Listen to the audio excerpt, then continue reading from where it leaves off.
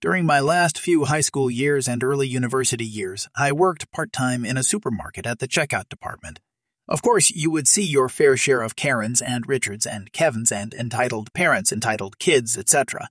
But no one in that store was more infuriating to deal with than the most recently hired supervisor. She was the kind of supervisor that would deny paid overtime if you did not give 4 weeks' notice, despite all of our contracts stating we only needed to give 2 weeks' notice. But then, when you tried to give 4 weeks' notice, she would say it was too long ago. I do not remember you asking me. At the time of this story, I had worked at this store for quite a few years, and every Christmas season I would say the same things to the supervisors. I don't have any plans. I'm not leaving town. So if you need me for extra shifts, just put me down whenever you need me, just as long as I finished by 9:30 p.m. They knew I would not care if it was any day of the week, just a 4-hour shift or 11-hour shift. I was completely free with no plans, totally flexible, and able to work mostly whenever. My only condition was that I had to be done by 9:30 p.m. This was because I had not yet gotten my full driver's license, and it was illegal for me to drive by myself without some kind of supervisor between the hours of 10 p.m. 5 a.m. The store was open from 8 a.m., 10 p.m., so out of those 14 hours I could not work 0.5 of them. It was a good system and led to me doing a lot of extra shifts, with a lot of them being last minute.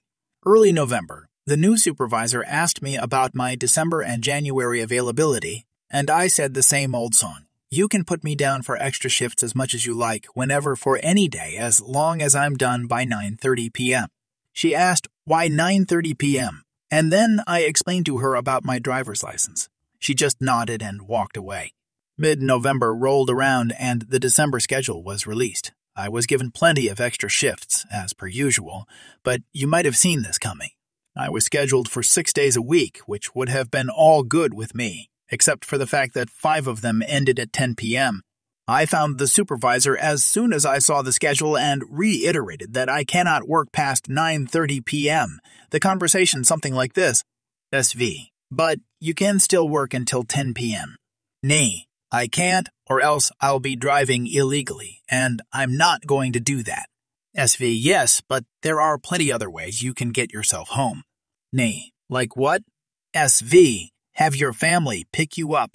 Nay, no, they're in and out of town on business. SV, you can take the bus.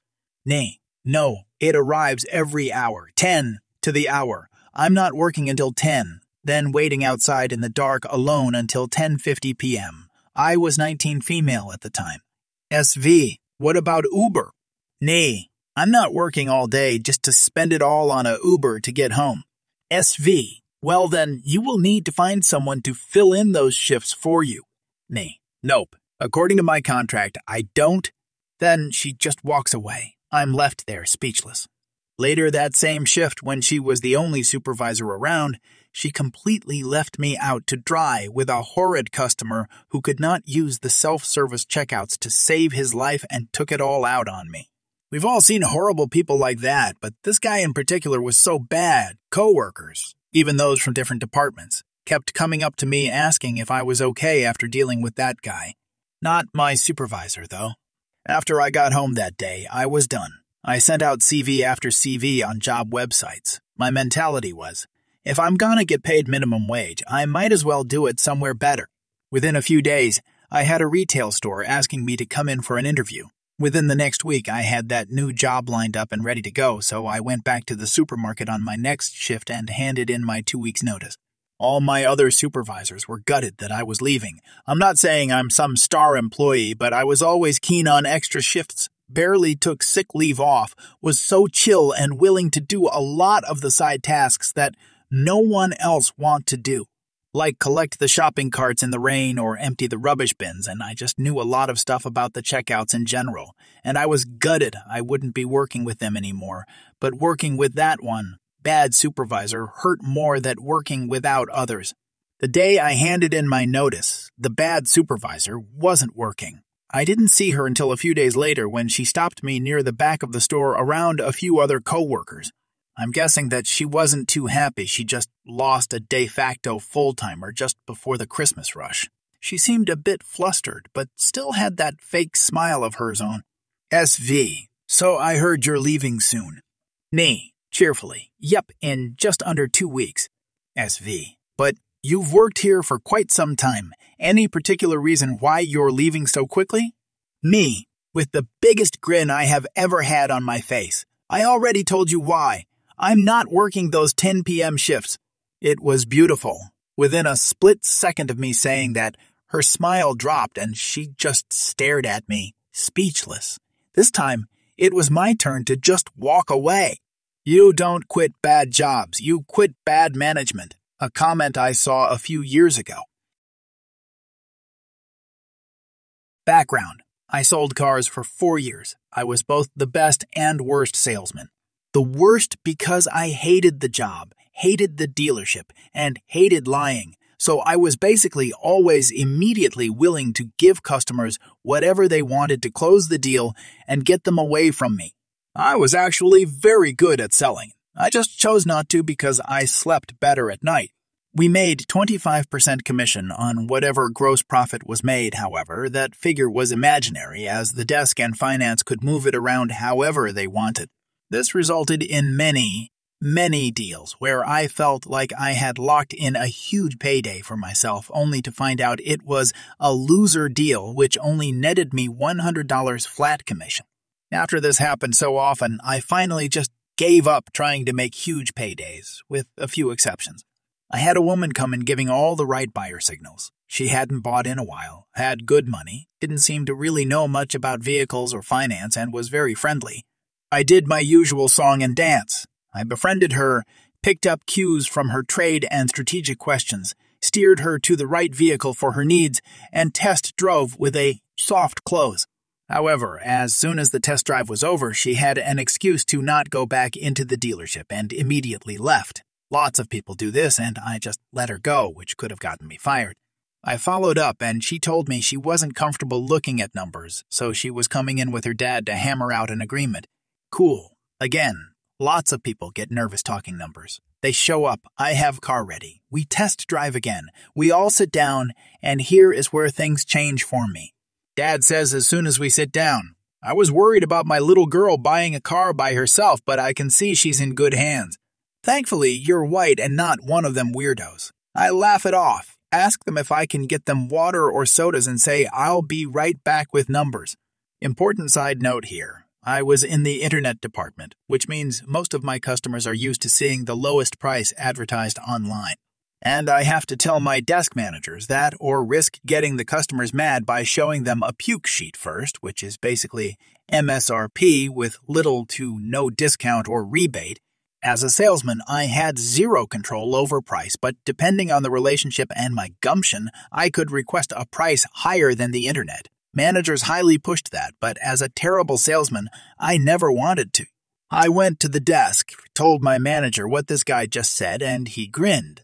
I showed inflated MSRP, no discounts or rebates, short-term, and about 3% APR higher than what she qualified for. I went to that table with a $1,200 monthly payment for 48 months. She and her dad, surprisingly, didn't freak out. She said it was a bit high, and he said he thought the rate was a little high, and I knew I had them. I offered to extend the term and have our finance manager look at the rate, but estimated a 72-month term at a 1% lower rate would drop the payment by about $100 a month. They were ecstatic and could not sign quick enough. For reference, this was a mid-$40 vehicle, and they were excited to pay $1,100 for 72 months. I went up to the desk with a disappointed face. Manager saw them celebrating in us, shaking hands, and said to my manager, I just don't know if there is a deal here, but I closed them at $1,100 for 72 months at 4.9%.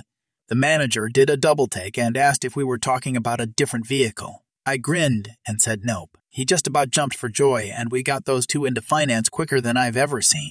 Now, for the bad news, they came out of finance happier than when they went in, bragging about how good the manager was for being able to lower her payment and including warranty. I delivered the vehicle and went inside to see. Basically, banks only allow so much profit, no matter the buyer, so she left with an $850 payment and the biggest warranty we had. The funny thing about warranty is that the finance managers make all the money. What could have been a few $1,000 deal for me ended up being, I think, $400. Dealership probably made $20K on it. Still, I could have treated them like normal customers, given them online price, and let her leave with a $750 payment and no warranty. Her racist dad probably cost her $5K, $10K. This story begins 32 years ago, when my friend Rick was a young police constable assigned to traffic duty. Our town had a road that was notorious for its blind curve obscured by dense shrubbery and trees. Since it was also a connecting road to a secondary highway, many drivers would speed into town and struggle to navigate the treacherous curve. Unfortunately, this resulted in numerous accidents involving pedestrians, bikers, and other vehicles. The breaking point came when a young girl was hit while riding her bike, prompting the police and city officials to take action. Rick decided to park his police car at the entrance of an empty lot just before the dangerous curve. His presence served as a visual deterrent, causing incoming cars to slow down. However, one night, the owner of the empty lot, Jimmy, appeared and confronted Rick about his presence. Rick explained that it was part of a traffic calming initiative, but Jimmy dismissively insisted that he didn't care and demanded Rick to leave his property. Annoyed, Jimmy even called the local police detachment and complained to the commander, demanding that police cars stay off his land. Interestingly, years later, Jimmy sold the undeveloped property, but that's a story for another time. Respecting Jimmy's wishes, Rick complied and abandoned his post. Unfortunately, a few weeks later, a near-fatal accident occurred involving a speeding car and a motorcycle. It became apparent that more substantial measures were needed to address the ongoing issue. Eventually, the city decided to reconfigure the entire curve, implementing traffic lights and a new intersection to improve safety. Fast forward 30 years, and Rick had successfully climbed the ranks to become a senior officer at the police headquarters. His office occupied the 4th floor, accessible only to those with special authorization. During this period, the headquarters was undergoing some retrofitting, which involved electrical work. The main power utility room was located on the 5th floor, and it could be accessed either through a shortcut via the 4th floor offices or by taking a longer route that involved a 10-minute walk around the back of the building and a 5-story climb up the stairs. Coincidentally, Jimmy, the same person who once confronted Rick about being on his property, was now working as a contractor on the retrofitting project. Through some persuasive tactics, Jimmy managed to obtain a special pass from a security officer, granting him access to the 4th floor shortcut. This privilege was typically reserved for contractors working directly on the 4th floor. One day, as Rick stepped out of his office, he immediately recognized Jimmy entering through the security door.